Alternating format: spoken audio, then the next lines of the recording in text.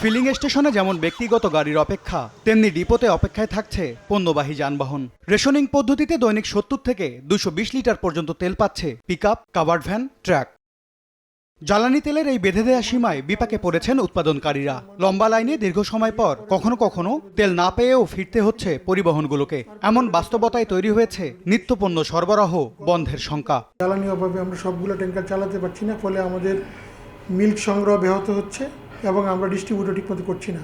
এর পাশাপাশি এখন কিন্তু পুরোদমে আমাদের টমেটো ক্রাশিং চলছে। যেই পরিমাণ গাড়ি দরকার, যে পরিমাণ ফকলিফট মুভমেন্ট করা দরকার, এক্ষেত্রে আমাদের কাজগুলো অনেক ব্যাহত হচ্ছে। জটিলতায় পড়েছে ওষুধ শিল্প।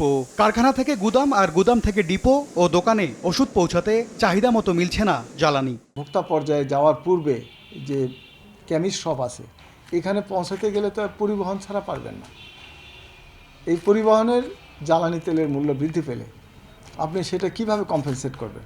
ঈদের ছুটির আগে উৎপাদনমুখী কারখানার বয়লার ও জেনারেটর চালু রাখতে দিনে অন্তত ৫০০ লিটার ডিজেল সরবরাহ করতে ফিলিং স্টেশনগুলোকে নির্দেশনা দিতে বিদ্যুৎ ও খনিজ সম্পদ বিভাগে চিঠি দিয়েছে বিজিএমইএ, যদিও সুফল মেলেনি তাতে। পেট্রোল পাম্প মৌখিক নির্দেশ দিয়েছে, হ্যাঁ তাদের এইসব সার্টিফিকেট নিয়ে আসলে তাদেরকে ৫০০ লিটার পর্যন্ত তেল দেওয়া যেতে পারে।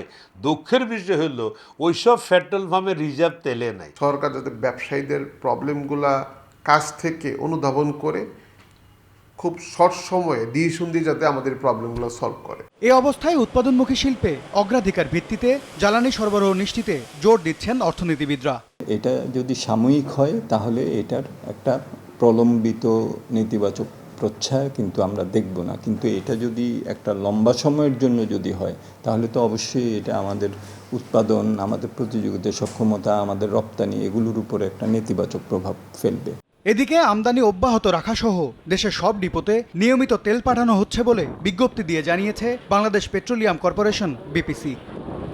M S Arifin, Somoy Sangbad, Dhaka.